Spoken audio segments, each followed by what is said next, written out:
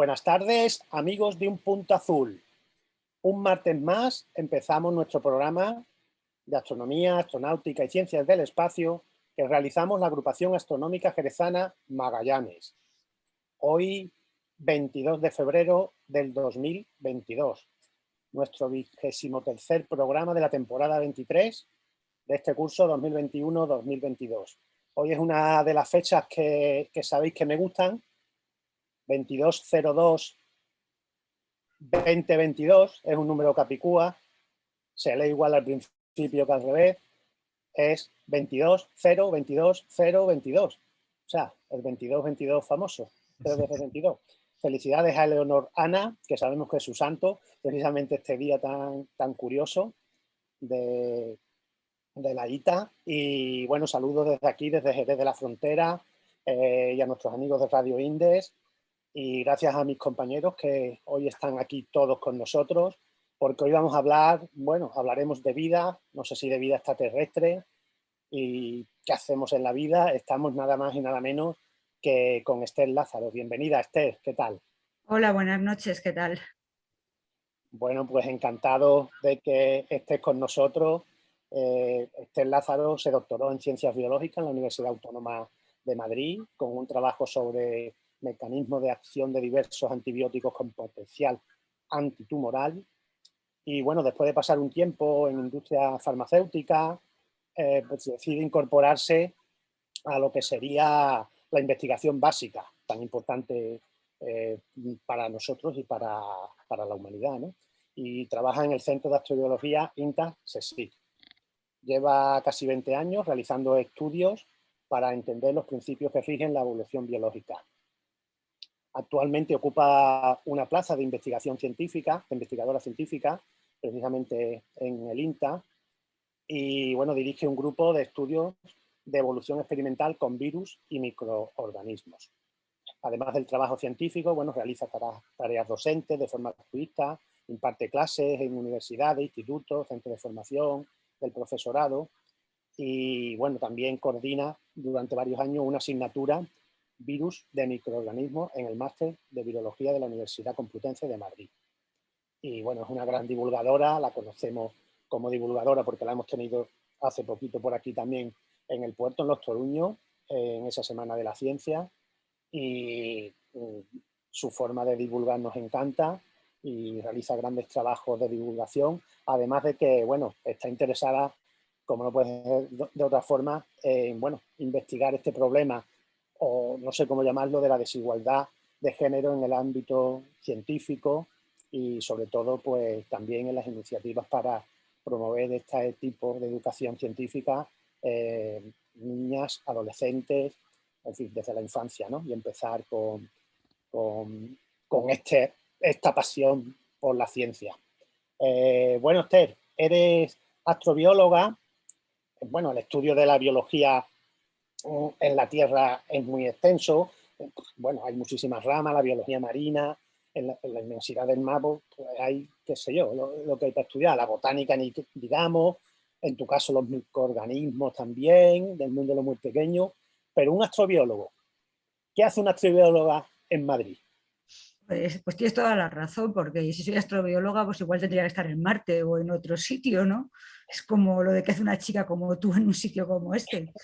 Pues bueno, es que no, casi no me quedaron opciones, porque como ya me has presentado, yo estudié biología, o sea, yo soy bióloga de formación, y al principio pensé dedicarme a la rama más sanitaria, pero bueno, según iba estudiando, haciendo mi tesis doctoral y trabajando después en una empresa farmacéutica, pues me di cuenta de que lo que más me gustaba era entender cómo funcionaban los seres vivos y si esa era la única forma que tenían de funcionar o podría haber otras formas diferentes en otros lugares con circunstancias ambientales distintas. Pero entonces la palabra astrobiología es que ni se oía, vamos. Entonces lo de hacerme astrobióloga pues ni se me pasaba por la cabeza. Hasta que un día leyendo el periódico pues oigo que, bueno, leo mejor dicho, que se va a abrir un centro de astrobiología en el INTA, en Madrid, y entonces pues envié mi currículum y bueno, me llamaron al poco tiempo, o sea que tuve suerte. Y eso hace ya pues más de 20 años, la verdad. Y desde ese día que empecé como una becaria con una beca de investigación de fondos FEDER, pues ahora que afortunadamente pues he ido progresando en mi carrera, dirijo un grupo de investigación, dirijo también el departamento de evolución molecular, o sea que, en fin, estoy contenta con lo que he conseguido y con lo que, sobre todo con lo que voy aprendiendo y con el ambiente en el que me muevo en el Centro de Astrobiología. Uh-huh. Esther, ya que eres bióloga de formación, aunque te voy a meter en un jardín, creo, ¿qué sería para ti una definición de vida? ¿Qué es la vida? Es complicado, Hombre, ¿no? eso ya lo he comentado, siempre lo comento en todas mis charlas, que la vida, pues que es muy fácil distinguirla porque ya tenemos todos una idea de cómo es la vida que conocemos, la vida terrestre. O sea, ahora mismo no nos sorprende el pensar que los seres vivos pues pueden ser tan diferentes como un ser humano y una bacteria, ¿no? Pero me imagino que la primera persona o las primeras personas que vieran al microscopio los primeros microorganismos, pues les costaría creer que esos son seres vivos. Es decir, hay que buscar una serie de propiedades comunes a la vida y que por sí mismas basten para definirla. O sea, tiene que haber un conjunto de propiedades esenciales sin las cuales la vida no podría ser considerada vida. Y entonces yo, haciendo un ejercicio entre todo lo que he ido leyendo, porque no es que yo me lo haya inventado esto, sino que lo he leído de otras personas que lo han pensado antes que yo, pues a la conclusión a la que he llegado es que la vida es una extraordinaria máquina de transformar energía del medio externo, y que para transformar esa energía tiene una información genética que le da la información sobre cómo hacerlo y le permite además transmitir eso a sus descendientes, de modo que no tenemos que estar continuamente empezando desde cero, de modo que puede haber una evolución que va... Iba a decir la palabra perfeccionar, que no me gusta cuando se relaciona con la evolución, porque la evolución no tiende a perfeccionar nada, pero sí que tiende a mejorar ciertas cosas. Y en este caso yo creo que es a potenciar que esa transformación de la energía sea más eficiente. Y eso está estrictamente relacionado pues, con la reproducción y con la ocupación de diferentes nichos biológicos. Entonces, volviendo a tu pregunta, para mí la vida sería una entidad que transforma energía y lo hace en base a una base genética que le permite evolucionar y adaptarse al medio. Okay. Pero no tendría por qué ser igual que la que vemos en la Tierra, o sea, la vida podría ser muy distinta, porque las fuentes de energía son muy distintas, las fuentes de materia, porque también transformamos la materia, son muy distintas, las formas de almacenar la información, es decir, esa base genética también puede ser distinta, incluso la propia evolución podría funcionar de distinta forma. Muy bien, pues al hilo de lo que has contestado, parece que a veces tenemos dificultades para identificar qué es un ser vivo o no, cuando hablamos, por ejemplo, de virus y demás. Pero, ¿y un ser vivo extraterrestre? ¿Qué es lo que buscamos ahí fuera para buscar vida? Hombre, pues si buscamos un ser vivo extraterrestre, un ser vivo como tal, intentaríamos buscar una entidad que se ajustara a todo eso que he dicho. El problema es que, aunque la vida en la Tierra se manifiesta de formas muy, muy distintas, porque aparentemente todos somos muy distintos, son las diferentes especies que pueblan la Tierra, todos procedemos de un mismo ancestro. Y eso hace que a nivel molecular hayamos ido heredando una serie de características que hace que todos seamos luego tremendamente parecidos. O sea, cuando vamos a nivel molecular, todos los seres vivos somos muy parecidos. Entonces, no podemos pensar en ir a buscar vida a Marte, por ejemplo, y pensar en que vamos a encontrar un organismo con ADN, o un organismo que haga la fotosíntesis, o que se coma a otro o consiga la energía a través de la materia de ese otro organismo. Tenemos que tener más creatividad, yo creo, cuando pensamos en encontrar vida extraterrestres, y pensar que las formas de obtener la energía pueden ser muy distintas. Podemos pensar en organismos que obtengan su energía, como dije, en Puerto de Santa María, por ejemplo, de las mareas, del calor, del viento. O sea, hay muchísimas fuentes de energía que en la Tierra no son explotadas por los seres vivos. Pero eso no quiere decir que no haya lugares donde la vida no haya evolucionado para explotar esas fuentes de energía. Aquí nos parece muy común que las plantas realicen la fotosíntesis, pero como seguramente bien sabes, la fotosíntesis es un proceso súper complejo que si no supiéramos que existe y que las plantas lo realizan continuamente, pues nos costaría imaginar que eso pudiera surgir en otro lugar. Lo mismo sucede con los organismos, normalmente microorganismos que utilizan energía a partir de reacciones químicas que ocurren entre minerales que hay en las rocas. Pues hay organismos que pueden acoplar su metabolismo, su transformación de la energía a esas reacciones químicas. Pues en otros planetas podría suceder lo mismo, pero en lugar de la luz solar o reacciones químicas podría ser, pues por ejemplo, la energía de la gravedad. A mí no se me ocurre cómo bioquímicamente establecer una serie de reacciones para que eso pueda suceder, pero no lo descarto, porque la vida de la Tierra ya nos ha dado tantas sorpresas a partir de un mismo ancestro, aunque ¿qué no podemos esperar partiendo de ancestros diferentes en lugares muy, muy distintos de lo que es la Tierra? Hablando de Marte, ahora que tenemos tantas misiones en Marte investigando y demás, ¿qué sabemos de la posible vida en Marte, de pasado, presente, futuro? Cuéntanos de... Bueno, os puedo contar un poquito sobre Marte. Marte es un planeta que en sus inicios, que vosotros lo sabréis mejor que yo, porque para eso sois una asociación astronómica, en sus inicios era muy parecido a la Tierra, se formó casi al mismo tiempo y probablemente pues tenía una atmósfera densa formada por todo lo que emanaba de los volcanes, ¿no? Entonces esa atmósfera densa permitía crear un efecto invernadero que hacía que las temperaturas, aunque Marte está más lejos del Sol que la Tierra, pues permitía que las temperaturas fueran lo suficientemente elevadas como para mantener agua líquida sobre su superficie. Y de hecho, muchas de las misiones y orbitadores que han orbitado alrededor de Marte nos han enviado fotos donde se ven huellas de canales, huellas de ríos, huellas incluso de un gigantesco océano. Entonces, todo parece indicar que en ese pasado remoto, en los inicios, Marte tenía agua líquida y Marte era parecido a la Tierra. Entonces, si la vida surgió en la Tierra, ¿por qué no pudo surgir en Marte? Sin embargo, ahora tenemos la Tierra, un planeta lleno de vida, y Marte, lo que nos envían las misiones hasta ahora, es un planeta desértico. Ahí no vemos nada. Entonces, ¿qué ha pasado? Pues una de las hipótesis es que Marte, al ser más pequeño, se enfrió más rápidamente que la Tierra, entonces perdió ese núcleo fluido que tiene la Tierra, se solidificó simplemente, con lo cual perdió su campo magnético. Al perder el campo magnético, su atmósfera fue barrida por el viento solar y entonces ya no se podía mantener ese efecto invernadero. Las temperaturas bajaron drásticamente y ya no podía tener agua líquida sobre la superficie. Y sin agua líquida es muy difícil que pueda haber vida, porque como he dicho antes, la vida está basada en una transformación de la energía, una transformación que necesita que se lleven a cabo reacciones químicas. Y las reacciones químicas se tienen que llevar a cabo en un solvente. Y el mejor solvente que conocemos es el agua líquida.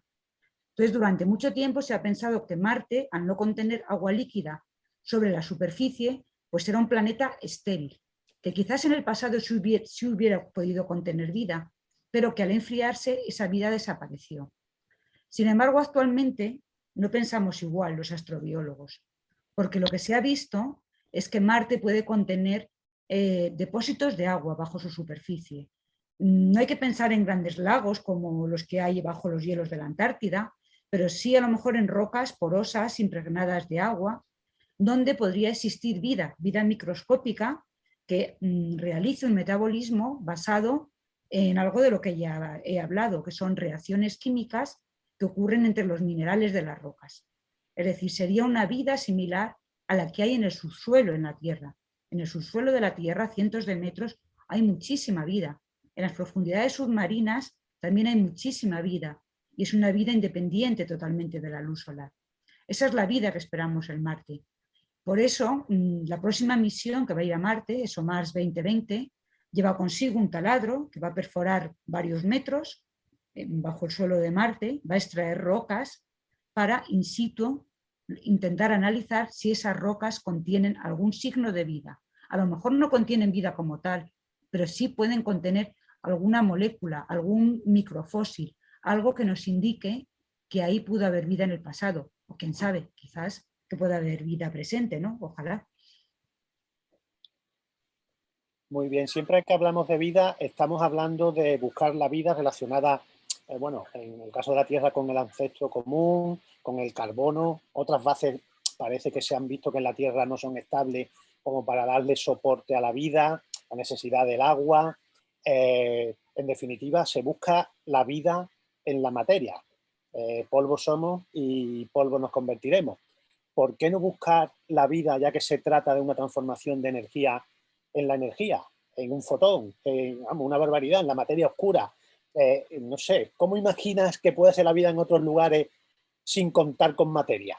No sé, o sea, Einstein decía que la materia y la energía se convierten la una en la otra, ¿no? Entonces, efectivamente. pues igual la vida simplemente es una forma de canalizar la energía o de canalizar la materia a un estado intermedio capaz de transformar ambas cosas.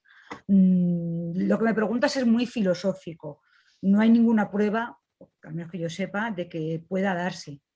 Pero dado que que la materia y la energía, digamos, son dos manifestaciones de lo mismo, según yo tengo entendido en mi pobre conocimiento de física.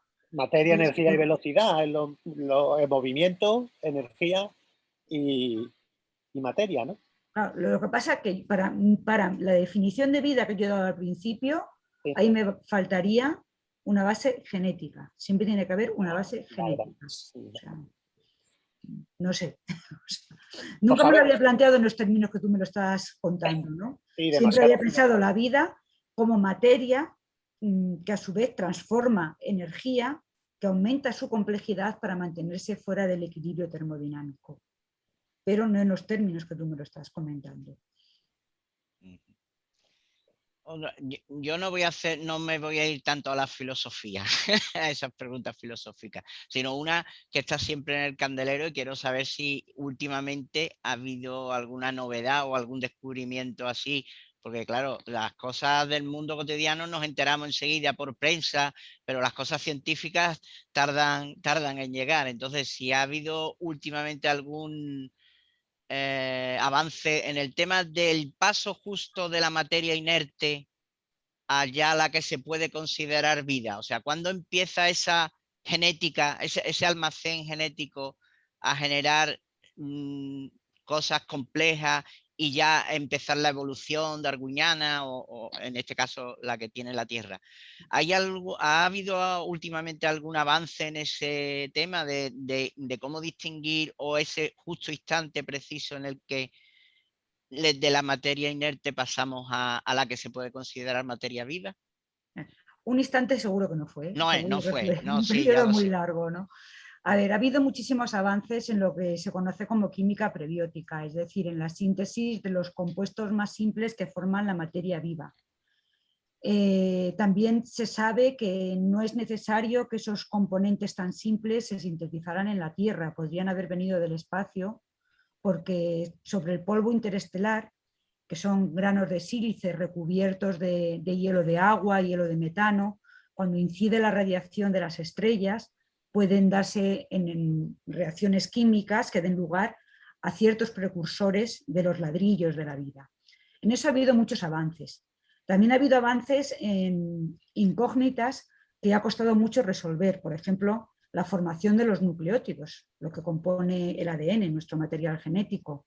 Hasta hace no mucho, la idea que todos teníamos en la cabeza es que para formar un nucleótido teníamos que juntar, por un lado, una ribosa con su correspondiente fosfato y con su correspondiente base nitrogenada, que son los tres componentes que cuando uno hace un dibujo y mira la estructura componen los nucleótidos. Sin embargo, cuando se hacían reacciones químicas para que eso sucediera, pues es que ahí no pasaba nada en el tubo, o sea, los tres componentes no reaccionaban entre sí. Y ahí sí que ha habido grandes avances, viendo que quizás hay que abandonar esa mentalidad que a nosotros nos parece más lógica y volver atrás a los componentes primordiales. Y en lugar de poner por un lado la ribosa, por otro lado la base nitrogenada y por otro lado el fosfato, si pongo componentes primordiales, como por ejemplo acetaldehído, vapor de agua, formamida, igual me estoy equivocando, son componentes más básicos que los otros que he dicho. Entonces, lo que parece es que se pueden formar componentes intermedios que cuando incide sobre ellos la luz ultravioleta pueden convertirse en nucleótidos.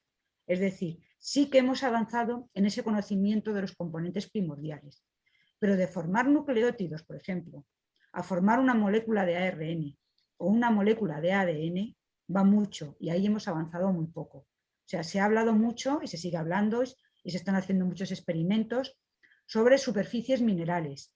Las superficies minerales, sobre todo si están cargadas, pueden hacer como concentradores de moléculas biológicas para facilitar la reacción entre ellas. Sobre eso se están haciendo muchos experimentos, pero por ejemplo no se ha conseguido sintetizar una molécula de ADN lo suficientemente grande que pueda codificar una proteína. Y aún así nos faltaría todo lo intermedio que hay entre el ADN y la proteína. Si decimos, vale, como nos dice el mundo del ARN, que es que en los inicios no había ADN y proteínas, sino que había ARN, pues estamos en las mismas. Lo que hemos conseguido sintetizar son muchísimas moléculas, muchísimas ribocimas, es decir, moléculas de ARN capaces de catalizar reacciones químicas o unirse a sustratos, pero no hemos conseguido encontrar ninguna que se copie a sí misma. Con lo cual estamos en un estado en el que todavía no hemos avanzado mucho. Hay un gran gap entre lo que es la química prebiótica más básica y lo que es ya la evolución a partir de las células. A partir de que surgió Luca, sabemos muy bien cómo ha funcionado la evolución. Hemos avanzado muchísimo y también hemos avanzado muchísimo en química prebiótica. Pero entre esos dos grandes bloques hay un gap que hay que rellenar y en el que todavía no sabemos mucho. Es curioso que no se sepa por qué paró eso, por qué no se sigue produciendo hoy ese mismo proceso, ¿no?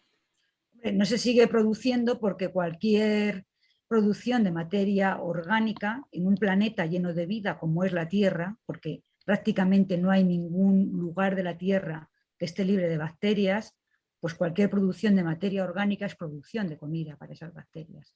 Se van a encontrar con un competidor mucho más fuerte y mucho más entrenado, con lo cual es difícil que haya éxito.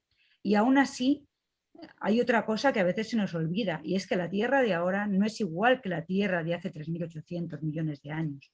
Quizás las condiciones para que surgiera la vida eran buenas hace 3.800 millones de años, y a lo mejor ahora son buenas para que evolucione y progrese, pero no son buenas para que surja. Ten en cuenta que los inicios están en la química prebiótica y quizás las condiciones de ahora no son tan buenas para esas reacciones. Por lo que te he escuchado o lo te he entendido, yo creo que eso de buscar los ladrillos, moléculas precursoras del ADN o el ARN, favorecería ahora mismo la búsqueda de planetas habitables o con perspectivas, porque es mucho más complicado detectar una atmósfera de un exoplaneta con una molécula tan compleja como sería ya un ARN, que encontrar sus precursores, por ejemplo, yo que sé, formaldehído, compuestos del carbono mucho más simples que, como antes has dicho, pudieran dar con reacciones con ultravioleta a moléculas todavía más complejas. ¿Favorecería entonces este paso la búsqueda de exoplanetas habitables? Porque si se pillan esos precursores de las futuras moléculas con información, pues es más fácil que buscarlas ya hechas, ¿no? Los precursores de los que he hablado son muy básicos, son Muy básicos, moléculas sí. que lo mismo pueden dar lugar a los precursores de la vida que a otras cosas y están, como digo, en las nubes de polvo interestelar. Ahora mismo yo creo que para encontrar vida seguimos limitados a donde podemos llegar y eso es el sistema solar, no nos engañemos. O sea, podemos llegar a Marte, pronto podremos llegar a Europa, a Io, a Encélado, a Titán. Podemos llegar, de momento, mandar naves, rovers o orbitadores, quizás a Marte en unos años puedan llegar seres humanos, pero con los exoplanetas tenemos un problema muy grande y es la distancia a la que están. O sea, Próxima a Centauri, la estrella más cercana a nuestro Sol, está a más de 4 años luz, no sé exactamente cuánto. Eso con la tecnología actual, pues lo tenemos mal para llegar. Necesitamos varias generaciones de astrobiólogos que se vayan turnando. Varias, muchas, muchas. Entonces, lo más que podemos es, pues con los telescopios espaciales, con James Webb ahora, con el Hubble antes, pues podemos observar las atmósferas. Pero el conocimiento de la atmósfera de un planeta nos informa, nos da muchísima información, pero hay que tener mucho cuidado con interpretarlo. Acuérdate de hace unos meses Sí, con el el lío que se fosfano, ¿no? armó con la fosfina en Con el Venus. fosfano, sí. O sea, se dijo que ahí había vida y luego se ha visto. O sea, mi compañero de despacho es uno de los principales investigadores que desmintió eso. O sea, entonces hay que tener, siempre que se observa la atmósfera de un planeta, para saber si ciertas características de la atmósfera pueden ser atribuibles a la vida, no nos podemos olvidar de la geología de ese planeta. Y conocer la geología va a ser más difícil. Entonces yo pienso que los telescopios espaciales nos van a dar muchísima información, pero para saber si un exoplaneta es habitable o no, todavía nos falta mucho. O sea, vamos a tener indicios, vamos a tener pruebas de que sí puede ser, vamos a poder situarlos en la zona de habitabilidad, pero la zona de habitabilidad, en cierto modo, es una entelequia, o sea, se definió como se definió, pero ahora sabemos que no solo es la distancia a la estrella lo que la determina, sino que hay más cosas, ¿no? Entonces, yo, o sea, apuesto por los planetas extrasolares, sin ninguna duda. Hay tantísimos que estoy segura de que en alguno tiene que haber vida. Incluso estoy segura de que en alguno hay vida superior, pero también estoy segura de que en lo que a mí me queda de vida, yo no lo voy a ver. Pues sí, eso no lo veremos ninguno de nosotros, pero en fin, seguiremos investigando. Mira, La ilusión es muy claro, bonita, la verdad, sí, sí. pero y a mí me encantaría saber cómo ha podido evolucionar la vida, si ha podido alcanzar la complejidad que tiene en la Tierra, ver si se han podido crear sociedades. O sea, incluso encontrar una bacteria ya me parecería un hallazgo increíble, porque una Claro. bacteria es algo con una complejidad inmensa. Antes pensábamos que las bacterias eran una cosa tonta, que no hacían nada. Y las bacterias, o sea, es que alucinas cuando uno mira una bacteria por dentro, la cantidad de componentes que tiene, teniendo que interactuar correctamente para que eso funcione, es algo absolutamente increíble. O sea, que yo me conformaría con eso, con encontrar una bacteria. Claro. Pero no voy a negar que lo que me apasiona sería encontrar y saber cómo ha evolucionado la vida y si ha llegado a haber inteligencia, si ha llegado a haber sociedades como las que hay en la Tierra. O sea, en eso, pues, soy una astrobióloga en toda regla, vamos. Claro. Muy bien. Estás comentando que uno de tus campos de investigación es la microbiología. ¿Cómo es investigar con estos microbios, sobre todo con virus? Sí, yo trabajo ¿Cómo con es el virus, día a ¿verdad? día, sobre todo con virus? Medidas de seguridad, no sé, como ahora estamos tan sensibilizados con este virus COVID-19 que nos tiene a todos, ya sabes cómo, pues yo me gustaría que nos contaras cómo es el día a día de investigar con virus, trabajar con ellos, no sé. Yo en eso te voy a decepcionar un poco Sí, porque yo no tengo que aplicar ninguna medida de seguridad ¿no? porque los virus con los que yo trabajo infectan bacterias. Mm, Y hoy por hoy no se ha descubierto ningún virus de bacterias que pueda dar el salto para empezar a infectar humanos. ajá. Entonces, en ese sentido, las únicas medidas de seguridad es no beberme lo que tengo en el tubo, porque entonces igual, como infectas Escherichia coli, igual me hace un poquito de daño en el estómago, ¿no? Es peor la bacteria que el Pero, virus, ¿no?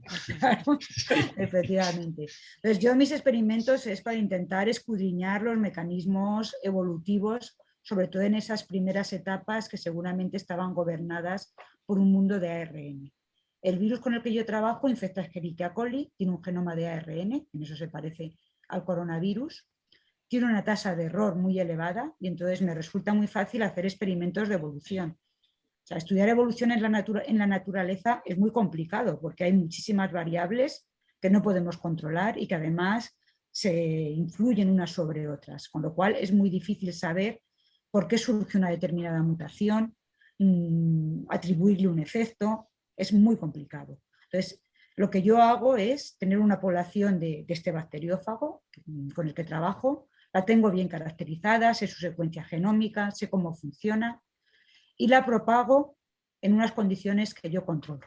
Por ejemplo, introduzco algo que es muy fácil de entender, un cambio de temperatura que al virus no le gusta.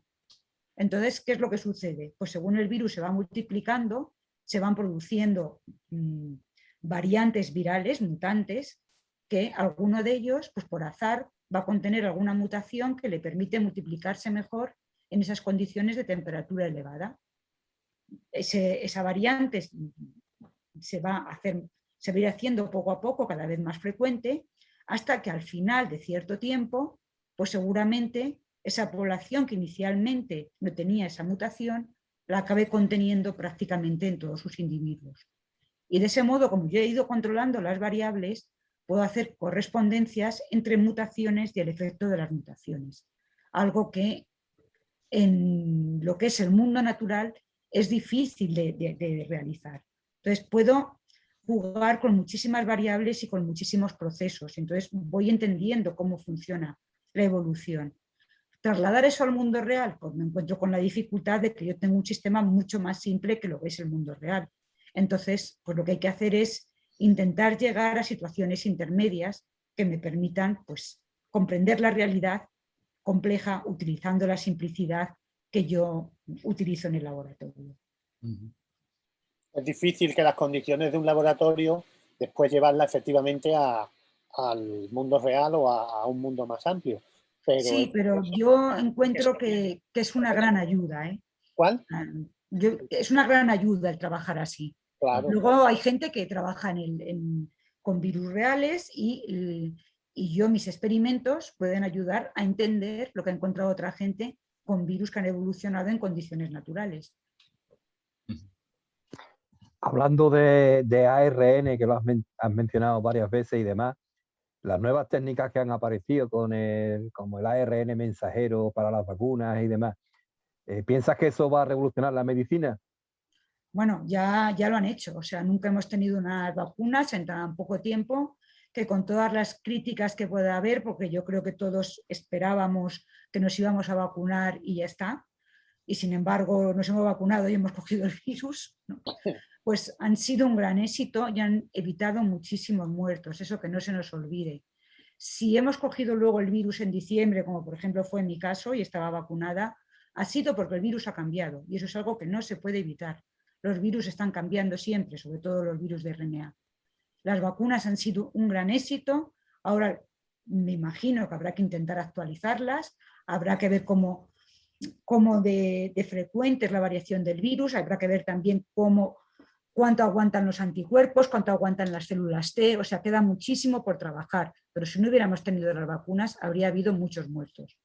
Pero estas vacunas no se empezaron a investigar para curar enfermedades virales o para prevenirlas, mejor dicho. Se empezaron a diseñar para curar el cáncer. El cáncer son células que en su superficie, las células tumorales, también expresan distintos marcadores.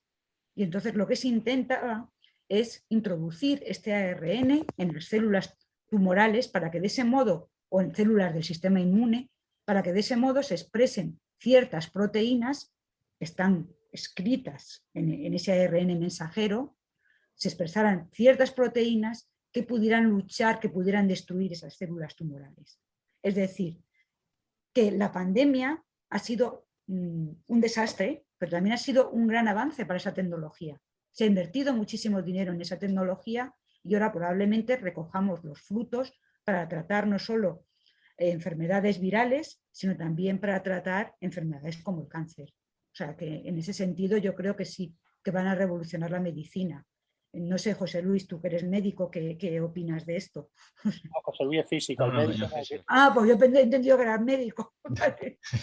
Pues lo siento. No, físico. Médico teníamos invitado uno, pero parece que no ha podido entrar, ¿no? Nuestro querido amigo Álvaro no. Álvaro, de momento no sabemos nada de él, le manda un mensaje, pero bueno, él está en Andorra. Entonces, perdona, porque te he puesto a ti el título de medicina. No me hubiera importado. Era una de mis carreras, era una de las carreras que iba yo. José Luis es que tenía en cartera. Físico de día y astrofotógrafo de noche. Sí, eso. Tiene ya dos. José Luis quería ser torero, pero le daba miedo a los toros. Lo mismo le pasó con medicina. Sí, me da miedo a los mí me virus. pasaba lo mismo. Yo quería ser modelo, pero me dio 1,55 m, no pude. Es curioso lo que estás contando del ARN, que ahora se está aplicando, pero en realidad hace ya años que se descubrió, o se vio una vertiente, no me acuerdo cuál era el nombre de la científica, y de hecho fue una mujer la que lo descubrió. Bueno, el ARN se ha descubierto hace muchísimo tiempo. No, digo el tema de aplicarlo para este tipo de Para este tipo de lo que he comentado, ¿no? De vacunas y eso. Bueno, ahí hay una historia. Al final los que han patentado la vacuna son, como yo creo que sabe todo el mundo, un matrimonio turco, pero luego hay mucha historia con el tema de las patentes, porque hay gente que dice que si empezaron a trabajar ellos, cada uno aporta como un pequeño hito y quieren atribuirse el mérito. Hay mucho dinero en juego, entonces siempre que hay mucho dinero en juego, con el tema de las patentes hay lío. O sea, sí, pero yo creo que le dieron incluso el Nobel a ella, aunque no haya participado en las vacunas, porque fue una precursora, que ahora mismo no lo encuentro. El Nobel no se ha dado a esto. A una señora, ¿no?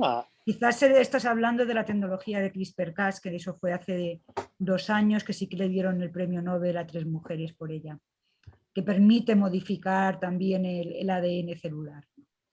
Es otro tipo de tecnología. Bueno, pues precisamente para eso quería introducir un poquito, porque hace unos días ha sido el día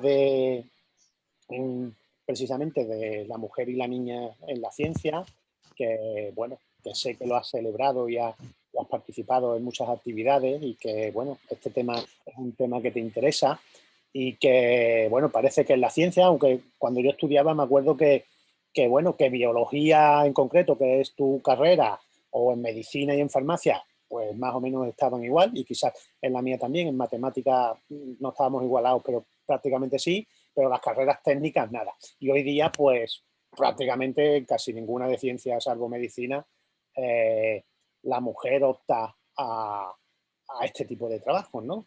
Hay muchos estudios ahí que dicen que si la mujer va más por temas sociales, que por eso se dedica a la medicina, se dedica a otro tipo de esto, pero tú, desde el mundo que tú vives, del trabajo, bueno, trabajas en un centro de investigación, que no sé cuántas mujeres serán, pero ¿cómo vives tú o cómo puedes tú valorar el que no haya, no voy a decir interés, entusiasmo de las chicas por la ciencia? ¿Qué les falta? Pues hay muchísimas razones y la mayoría son educacionales. O sea, has empezado diciéndome que en biología sí que había mujeres y en medicina, y es cierto, ahí hay mayoría de mujeres. Y es porque tradicionalmente las mujeres se nos han atribuido los cuidados y son carreras para cuidar a la gente. Sin embargo, ya física, matemáticas también hay bastantes mujeres, pero bueno, en carreras ya digamos de ciencias que tradicionalmente se han considerado más duras, son carreras para las que se supone que se necesita ser muy listo. Y las mujeres rápidamente interiorizamos que no somos tan listas como los hombres, y de eso hay estudios publicados en revistas tan prestigiosas como Science. Las niñas a los 6 años ya no se ofrecen a participar en juegos si les dicen que el requisito es que hay que ser muy listas. Sin embargo, si se les dice que el requisito es que hay que ser muy trabajadoras, sí que se ofrecen. O sea que ya a los 6 años la cultura en general, no solamente la educación familiar, sino todo lo que está expuesto un niño, ya le está diciendo que si eres chico te puedes dedicar a lo difícil y si eres chica mejor que no. Luego además, bueno, es que eso le ha venido muy bien a la sociedad durante muchos años, ese reparto de tareas, o sea que las mujeres cuando hay que cuidar un niño o cuando hay que cuidar un anciano, no nos olvidemos, sean las que asuman mayoritariamente ese tipo de tareas, pues está muy bien y a mí me parece estupendo, son tareas muy duras y tienen que ser recompensadas, pero pasan factura profesional y lo lógico es que pasen esa factura a ambos, a hombres y mujeres en igualdad. A lo mejor hay familias que solo tienen hijas, pues bueno, pues van a tener lo que hacer ellas. Pero si hay hijas y hay hijos, pues y llegan los padres que son mayores, pues tendrán que cuidarlos ambos. Y yo creo que es algo que como sociedad tenemos todavía pendiente, el valorar esas tareas, darles el valor que se merecen y no desdeñarlas y pensar que hay que estar orgullosos de hacerlas y hay que ofrecer medidas para que esa factura profesional sea lo más leve posible y que no optemos solo a ellas las mujeres, que opten también los hombres. y que la empresa no vea mal si un hombre pide la baja maternal, porque entonces no la va a pedir y entonces vamos a estar igual que antes. Entonces, para mí es una forma de solucionarlo. Vuelvo al comienzo, en biología empezamos muchísimas mujeres y en el doctorado somos 50-50, o sea, el 50% aproximadamente. Pero cuando empiezas a extender en los tramos de la carrera científica, te encuentras que profesores de investigación, el 76% son hombres y el 24% mujeres. O sea que algo está pasando por el camino y yo creo que tiene que ver bastante con lo que yo he dicho. O sea, en mi propio centro la dirección está formada por un director, un subdirector y 4 jefes de departamento. Son 6 personas, la única mujer soy yo. O sea, y eso en años, ¿eh? O sea, que, ¿por qué? ¿Por qué no optan a ello? ¿Por qué no queremos ser líderes? Pues yo no creo que sea falta de ambición, sino que por el camino te van surgiendo muchas cosas, la sociedad espera de ti cosas que no espera de los hombres y al final, si quieres cumplir con todo, pues no te queda más remedio que renunciar a algo. O sea, y lo digo sin ninguna acritud hacia los hombres, todos somos esclavos de la misma sociedad, todos hemos crecido en la misma y pienso que es tarea de todo cambiarla y también pienso que sería enriquecedor también para los hombres. Yo creo que hay muchos hombres que en muchos momentos les hubiera gustado participar más de la educación de sus hijos, ir más a las reuniones escolares, pero se ha encontrado con que lo único que había era madres y se sentía fuera de lugar. Entonces, ojalá que pronto pues vayan y sea tan normal ver a un hombre como ver a una mujer. Yo creo que está cambiando, pero el cambio está siendo bastante más lento de lo que se esperaba que fuera.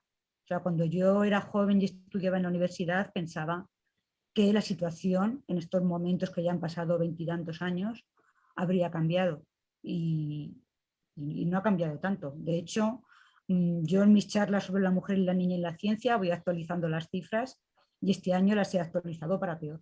O sea que... Para peor en ciencia. Para peor en ciencia, sí. Por ejemplo, si mira las estadísticas de los premios Nobel, este año en ciencias no se ha dado ningún premio Nobel a ninguna mujer. Y me puedes decir que eso es una fluctuación y te lo puedo aceptar. Pero es que cuando miras las estadísticas desde 1900 hasta el año 2021, te encuentras con la misma distribución a lo largo del tiempo. O sea, el incremento que ha habido en mujeres, en premios Nobel dados a mujeres, ha sido prácticamente nulo.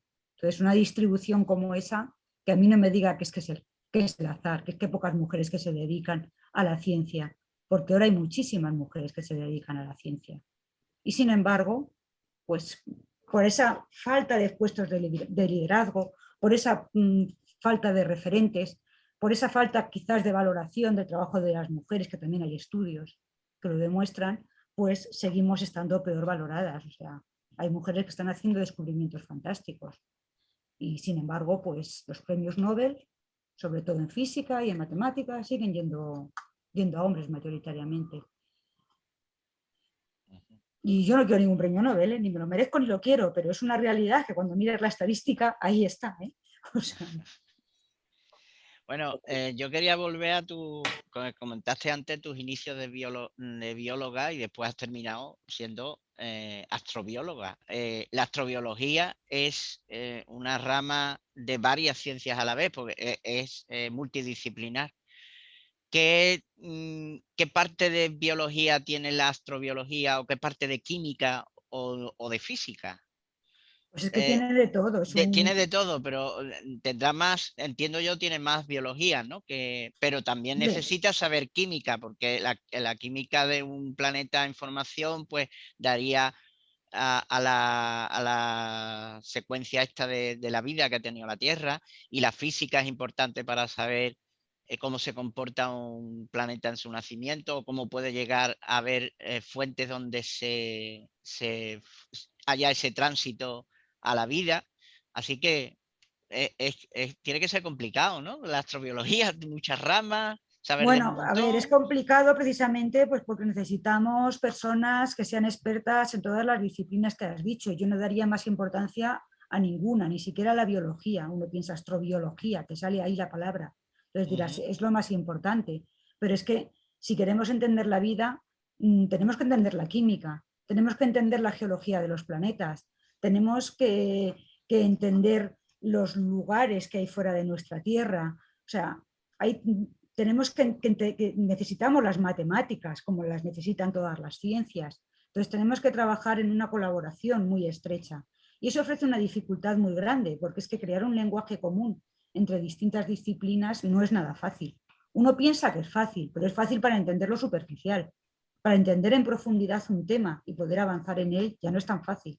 Y eso, pues por un lado está bien porque hace que tengas que estar siempre aprendiendo cosas nuevas, pero por otro lado es tremendamente complicado, ¿eh? O sea, yo ahora mismo diría a cualquier persona que me esté escuchando y que quiera dedicarse a la astrobiología, que no se limite, puede llegar a la astrobiología prácticamente desde cualquier campo, puede llegar incluso desde la filosofía. Lo que pasa que, bueno, ahora mismo en el CAP pues no tenemos filósofos, pero en sus inicios sí que los hubo. Es más difícil, pero podría llegar perfectamente desde la filosofía. Sí, cualquier carrera relacionada con la vida, que es casi todo. O sea, puede ser... Sí. O sea, necesitamos informáticos. O sea, necesitamos prácticamente de todo. O sea, que no se limiten y piensen, uy, es que he estudiado física y entonces no, con la física no voy a ninguna parte. En astrobiología, claro que vas. Necesitamos físicos que hagan simulaciones de procesos biológicos y que nos ayuden a entenderlos. Necesitamos químicos. Yo ahora mismo trabajo con físicos y trabajo con químicos. Yo pongo los virus en cámaras de simulación donde recreo las condiciones, por ejemplo, de Marte, las condiciones de la composición de la atmósfera, las condiciones de radiación que hay en Marte, y veo cómo evolucionan esos virus, veo cómo cambian, veo si se destruyen, si no se destruyen. Trabajo también con físicos, como he dicho antes, simulando procesos evolutivos, y ellos me ayudan a matemáticamente, simplemente cambiamos un parámetro y vemos qué pasa, qué le pasa a esta curva, qué le pasa a esta otra, y eso en muy poco tiempo me da mucho conocimiento. Hacer experimentos reales es mucho más costoso que hacer ese tipo de simulaciones. Entonces, yo ahora mismo hablo de lo que yo más conozco, y yo sobre todo colaboro, como digo, con químicos y colaboro con físicos. Cuando yo empecé, si me dicen que voy a colaborar con físicos, digo que están locos de atar, o sea, porque ni por asomo se me hubiera ocurrido que iba a colaborar con físicos. Con químicos quizás me parecía algo más próximo a lo que yo estudiaba, pero la física me parecía una ciencia súper árida, y ahora sin embargo me gusta. O sea, y ahora cuando he tenido que utilizarlo es cuando por fin aprendo cosas que en su momento, cuando estudiaba bachillerato, me parecían inútiles. Yo decía, ¿para qué me enseñan a aprender integrales, derivadas? ¿Pero para qué voy a usar yo esto si yo quiero ser bióloga? Y ahora, sin embargo, pues aprendo, joder, que una derivada me enseña mucho sobre el comportamiento de mi virus, y me dicen, en la integral, pues es que es el área bajo la curva. Digo, vaya, pues ahora entiendo yo esto, ahora entiendo yo para qué sirve. Y hace años, pues ni por asomo lo hubiera pensado. Sí que, José Luis, tenemos futuro como astrobiólogos, ¿no? Claro, sí, aún estamos a tiempo, Lito. Aunque seamos físicos, ¿no? Sí, muy bien. Pues mira, quería preguntarte, tienes escritos algunos libros, yo conozco concretamente dos, uno que se llama La vida y otro Virus emergente. Me gustaría que nos contaras un poquito de qué trata, sobre todo el de la vida, que me parece un título tan amplio, ¿verdad? ¿De qué nos querías Luego contar lo en este acoté un libro? poquito, ¿eh? Desde Sí, la vida, un viaje hacia la complejidad en el universo. eso es. Aunque lo acoté, lo extendí también mucho el título, ¿no? Para mí lo que quería, la verdad que sí, es un libro muy amplio, porque va desde encontrar una definición de vida, habla de la vida en sentido amplio, como podría ser en otros planetas, qué entendemos por vida, por qué la vida ha ido aumentando de complejidad a lo largo del tiempo. Habla sobre el futuro de la vida. O sea, una de las preguntas que me hago al final es si que aparezca la inteligencia lleva consigo la propia autodestrucción de esa civilización. O sea, realmente hablo del pasado, de todas esas reacciones que he comentado aquí, que pudieron llevar a las primeras moléculas de la vida, de cómo surgen las células, o sea, realmente hablo de todo, ¿no? En el otro, en el de virus emergentes, la amenaza oculta, ojo, ya fui visionaria en 2003, Sí, pero sí. bueno, visionaria porque ya había habido muchos casos, parece que la primera pandemia ha sido ahora y no, ha habido muchísimas pandemias a lo largo de la historia. Entonces, en ese libro, pues me centro sobre todo en los virus de ARN, porque son los que más problemas nos dan a la hora de que surjan pandemias. hablo de los factores que pueden contribuir a que haya una pandemia y hablo también de una pequeña revisión histórica de las pandemias más importantes que había habido hasta entonces. No hablo de los coronavirus porque yo no conocía ninguna pandemia causada por coronavirus entonces. Ahora se habla de que algo que se llamó la gripe rusa, que se pensó que era un virus de la gripe, realmente pudo no ser un virus de la gripe y pudo ser uno de los coronavirus que actualmente son endémicos en la población humana y causan catarros.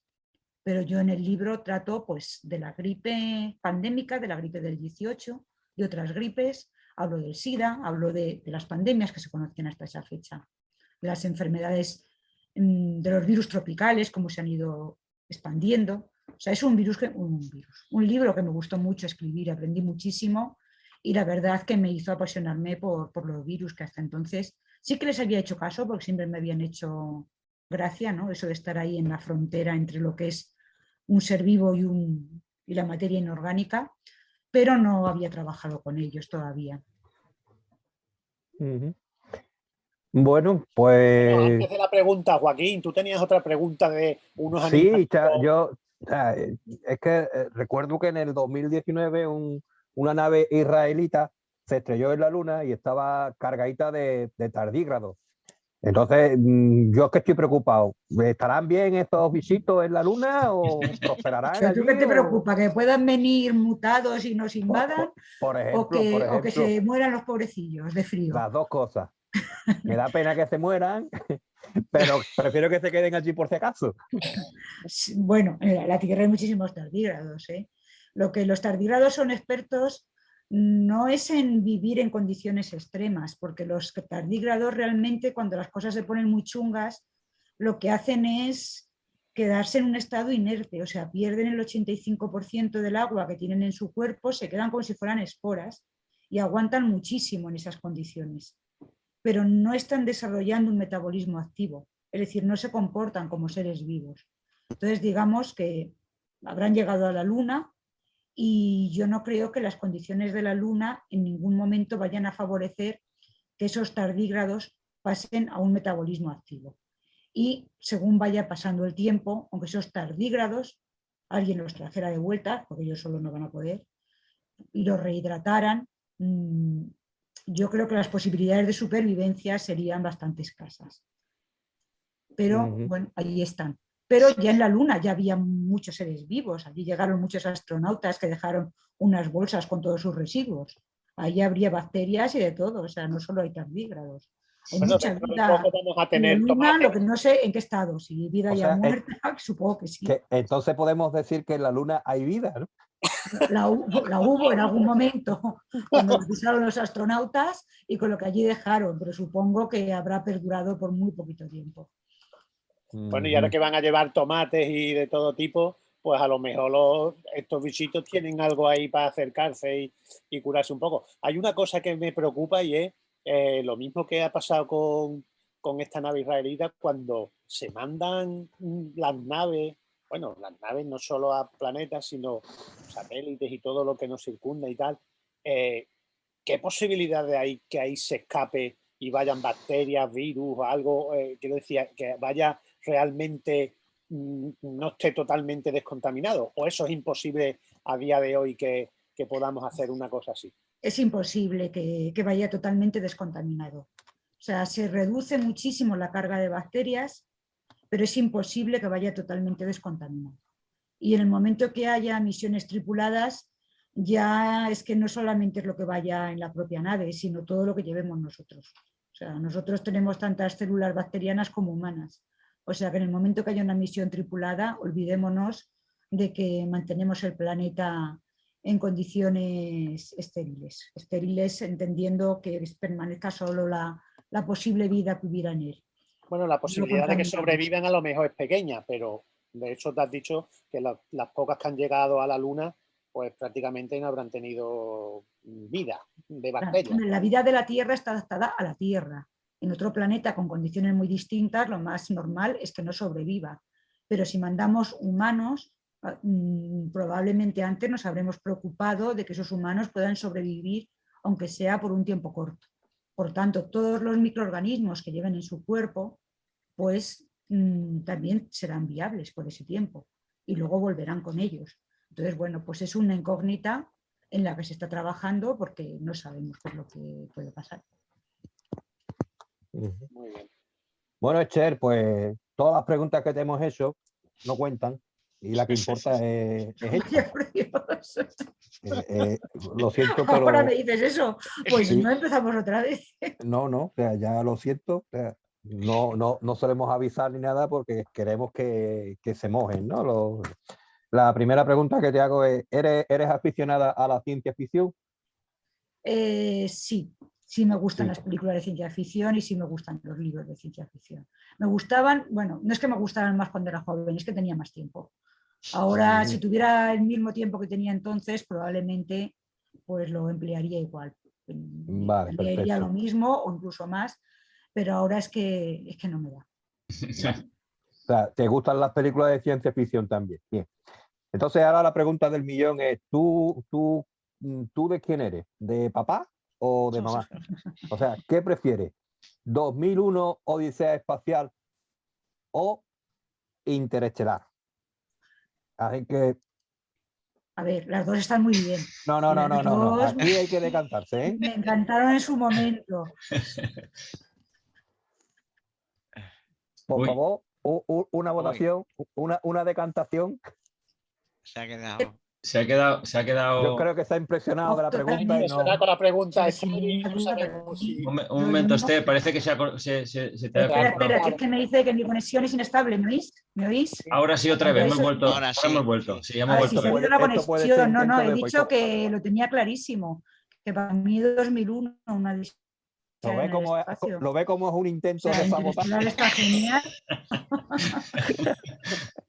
Te quedas con 2001 entonces, ¿verdad? O sea, a mí lo de los monolitos me dejó temblando. Y me pareció una idea maravillosa para explicar ciertos saltos de complejidad que en la Tierra no tenemos ni idea de cómo han sucedido. Y bueno, se hizo en un momento además que los medios no tenían nada que ver con los que ha habido para Interestelar y qué voy a decir, me gustó mucho más. Sí. Y luego tienes esa parte también cuando desconectan al pobre Hal y se va muriendo y esa parte de si el robot es un ser vivo o no lo es, que también tiene su aquel, ¿no? O sea que sin lugar a duda 2001. Muy bien. Está muy Bueno, bien. bueno. Estamos de acuerdo, la mitad del grupo de aquí estamos de acuerdo, pero con tu voto yo creo que ya volvemos a superar y estamos superando Oye, aquí a es los Interestelar. gustos son, bueno, no voy a decirlo. No es cuestión de gusto, es simplemente valorar una obra de arte, una obra maestra contra una película. Y Yo no diría tanto. A mí las dos me parecen obras maestras, no es pero por tengo que inclinar la decir balanza, ni mucho menos, pero que me quedo con 2001, sin duda. Hay una estadística de edad también, ¿eh? no, ¿De perdona. quién elige 2001 y quién fallado. elige Interestelar? A ver, ¿y qué dice la estadística? Hay quien piensa, Esther, que bueno, que nuestra votación está un poco sesgada y que 2001 como que somos más mayores que los del Interestelar. Puede ser, pero es que a lo mejor no lo han visto, los que preguntéis jóvenes. Pobrecillos. Eso es. Y lo hemos visto. Y luego además la gente joven está acostumbrada a un tipo de cine diferente. Claro. Nosotros hemos vivido los dos y hemos vivido esa evolución, ellos no. Ellos se han encontrado ya con muchas cosas hechas. Entonces yo entiendo que la gente más joven vote por Interestelar. Les puede aportar mucho más. Pero para los para los más mayores, no, porque podemos valorar en su justa medida 2001. Y yo desde luego la valoro. O sea. Nada más, nada. Es que es importante eso que dices, que vemos un poco la evolución de cómo ha ido evolucionando el cine también. O a ver, algunos somos tan mayores que nos acordamos todavía de las películas aquellas de Tarzán en blanco y negro. Aquellas que se caían siempre los negritos por el mismo precipicio en un capítulo y el siguiente y disfrutábamos Entonces, con ellas. enseñas a un chaval de ahora y se ríe de ti. Y para nosotros era que llegaba sábado por la tarde, porras, y teníamos película y la de Tarzán era lo más. O sea, en fin. Yo reconozco que con algunas películas de esa época, cuando las he vuelto a ver ahora, primero te producen mucha nostalgia, pero también te producen un poco de decepción, porque te das cuenta de, bueno, de cómo Iba a te decir, fascinaban cosas que ahora no te harían ni fu ni fa. Y esto me Pero, gustaba a mí, ¿no? Esa es la Sí, pregunta. ¿Y esto me gustaba efectivamente, a pero mí? Esther, pero con con 2001, 2001, cuando la he visto, vuelto a ver, no me ha pasado. No, efectivamente, de acuerdo, efectivamente. estamos de acuerdo. Sí. Sigue tan actual como entonces. Sí, Muy bien, pues Esther, ha sido un placer tenerte en nuestro programa. La verdad es que charlar contigo es impresionante por las cosas que nos cuentas, por lo que sabes y sobre todo, bueno, pues que echamos un ratito muy agradable y que seguro que nuestros escuchantes lo agradecen y te tendrán en cuenta cuando vayas a cualquier sitio a dar una charla porque repito, impresionante tus presentaciones, las que tuvimos aquí en el puerto de Santa María. a mí es que me gusta mucho hablar, o sea que, como ya habéis visto. Pues lo dicho, agradecerte mucho, ya te mandaremos el enlace cuando lo tengamos en nuestro iVoox o en Spotify, en YouTube, y darte las gracias una vez más.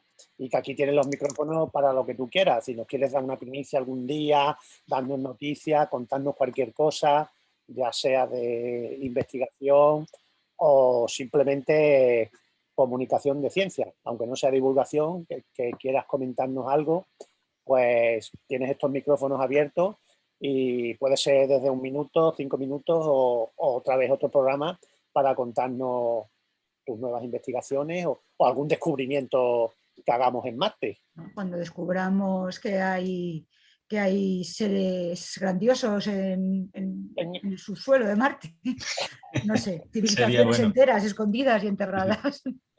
Bueno, pues lo tendré en cuenta. Muchas gracias a vosotros por haberme Vale. invitado y por este rato que Ha sido un placer. ha sido muy agradable. Un placer. Pues me alegro y lo dicho.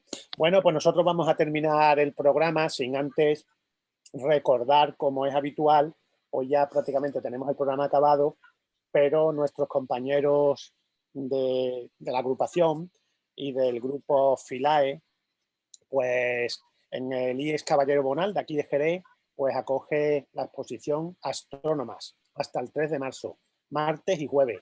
Así que todos los que nos seguís desde Jerez, pues ya sabéis que tenéis abiertas las puertas en el Caballero Bonal. El horario en el que no tengo, no sé si vosotros habéis ido ya y lo Sí, sabéis. yo vengo de allí, precisamente. ¿Y qué tal? Es de 5 a 7. Y el jueves va a haber El otra. jueves de igual, ¿no? De 5 a Sí, 7. de 5 a El 7. jueves quiero ir yo también. Yo he estado, me ha encantado ver el grupo de chavales trabajando, haciendo la maqueta y allí pues aprendiendo astronomía, aprendiendo diseño sobre todo, que las cosas aparte de que en una pizarra pues cuesta sacarlas después y hacer maquetería y todo. Muy bien. Y la exposición de astrónomas buenísima. Una lista tanto de astrónomas históricas, de las conocidas, que yo traje algunas, ¿no? Como Caroline Herschel o Vera Rubin y otras pues actuales, para que sepamos que siguen investigando y que están aportando en la astronomía una exposición digna de ver. Muy bien, bueno, pues ya se despide Esther. Bueno, se Adiós, despide gracias, Esther. Esther. Hasta luego, Muchas Esther. gracias. Bueno, pues hay que decir que hay una versión digital, www.astronomas.org, incluye a 270 astrónomas diferentes de áreas de investigación para los que no os podáis acercar aquí al Caballero Bonal. Y que, bueno, está, digamos, podemos decir que está disponible también para todos los de la Federación de Agrupaciones de Astronomía de España. La podéis solicitar y podéis tenerla pues en vuestro colegio, en vuestra ciudad y disfrutar de ella. Así que, sin más, gracias a Andrés, a Javi, a Lupe por traerla a Jerez de la mano de Filae y que nosotros estamos muy contentos de que pertenezcáis a la agrupación y lo hagáis en vuestro instituto, que que seguro es una maravilla para los niños, para intentar fomentar esas nuevas pasiones, tanto en niñas como en niños, y bueno, pues a visitarla.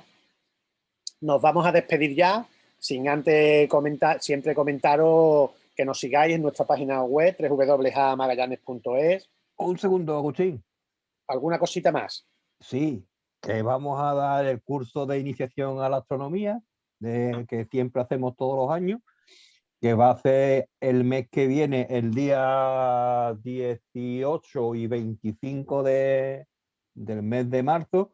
Si todo va bien, lo haremos en el Coloma, y que pondremos ya el formulario de inscripción en nuestra página web para que se apunte todo el que quiera asistir. Muy bien. De todas formas, antes de confirmar si vas en el Coloma o no, ahora os contaré algunas novedades sobre el INDES, por si tenemos o no posibilidad también de llevarlo a otro lado. Pues estupendo. Un cursito más como todos los años. Estaba recordando nuestra página web, www.amagallanes.es. Seguidnos en Instagram, Facebook, Twitter, Spotify, iVoox, iTunes. Y nos despedimos desde aquí de Jerez de la Frontera, este que os habla, Agustín Almoril. Hoy han estado con nosotros Manuel Jiménez del Barco, nuestro astrofísico, José Luis Espí, nuestro presidente Joaquín Barroso, Rafael Caro, Luis María Moguer, Jesús Moya, Jesús Romero también, Jesús, ¿quién más me queda? José Luis Espí, ya lo he dicho, así que estamos todos. Yo creo que todos, ya sí. Hasta la semana que viene, que continuaremos hablando de Fénix. Espero, Jesús. Sí, lo tengo prácticamente terminado, metiendo las coordenadas de los últimos objetos que me he encontrado. Ya le Qué pasaré a bien. Lito algo a ver si nos da por ahí un paseíto con la Magallanes, por alguna de las cosas interesantillas que pueda haber por ahí. Pues estupendo. Vale. Hasta la semana que viene. Chao. Hasta la semana que viene. Luego.